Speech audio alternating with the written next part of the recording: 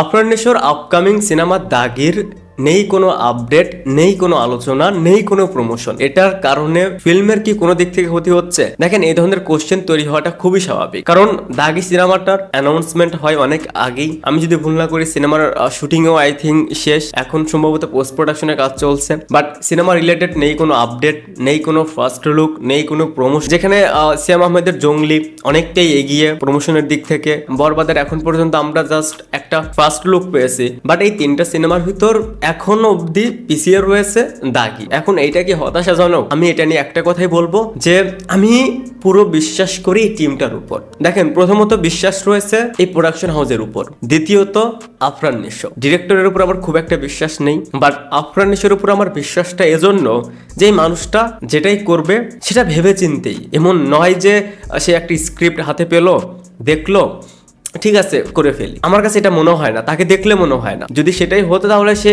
তো বেশি একটা গ্যাপ নিত না। দাগি টিমের পক্ষ থেকে আমরা খুব তাড়াতাড়ি একটা ফার্স্ট লুকও পেতে যাচ্ছি, আর সম্ভবত ফার্স্ট লুকটা আসার পর থেকে সিনেমাটা প্রমোশন শুরু হবে। সিনেমা রিলিজের বাকি যেহেতু এখনো 1.5 মাস, সো তারা হয়তো হাতে 1 মাস সময় নিয়ে সিনেমার প্রমোশনটা করবে, এর মাঝে সিনেমার কন্টেন্ট গুলো দিবে। আর যেটা বললাম যে আমার পুরো বিশ্বাস রয়েছে দাগি টিমের উপর, যার কারণে সেই সিনেমাটার প্রতি আমাদের এক্সপেকটেশনও বেশি। ডিরেক্টর শিহাব শাহিন, ওনার উপর আমার মনে হয় যে খুব বেশি আস্থা অডিয়েন্সরা রাখতে পারবে, বা তার জন্যই যে দাগি নিয়ে অডিয়েন্সের এত এক্সপেকটেশন, এটা আমার কাছে মনে হয় না। এই এক্সপেকটেশনটা তৈরি হয়েছে শুধুমাত্র এই প্রোডাকশন হাউস এবং আফরান নিশোর জন্য।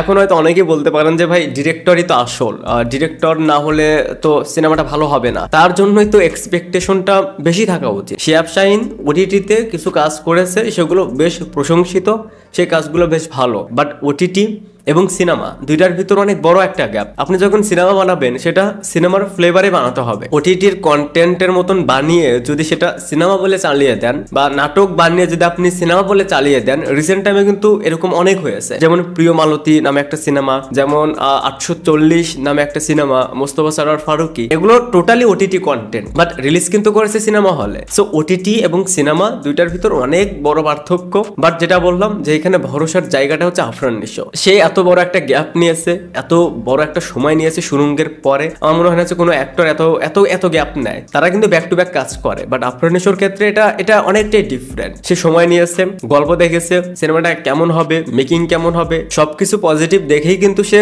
সিনেমাটা সাইন করেছে। সো জঙ্গলি, বরবাদ নিয়ে যেরকম আমাদের আগ্রহ রয়েছে, তেমনি দাগি নিয়েও অনেক আগ্রহ রয়েছে। দাগি সিনেমাটা এই মুহূর্তে দাঁড়িয়ে আমাদের ইন্ডাস্ট্রিতে সুপারহিট হওয়া দরকার, তাহলে ব্যাক টু ব্যাক আফরান নিশোর কাজ আসবে, বা তার গ্রহণযোগ্যতা বা ইন্ডাস্ট্রিতে তার একটা জায়গা হবে। দাগির খুব শীঘ্রই আমরা একটা ফার্স্ট লুক পেতে যাচ্ছি, এখন সেটাই দেখার অপেক্ষা যে ফার্স্ট লুকটা কবে আসে, কেমন হয়। আপনারা দাগি নিয়ে কতটা এক্সাইটেড, এবং এছাড়াও আপনাদের কাছে দাগি নিয়ে কোনো আপডেট থাকলে সেটা আমাকে অবশ্যই জানাবেন কমেন্টসে। Thanks for watching.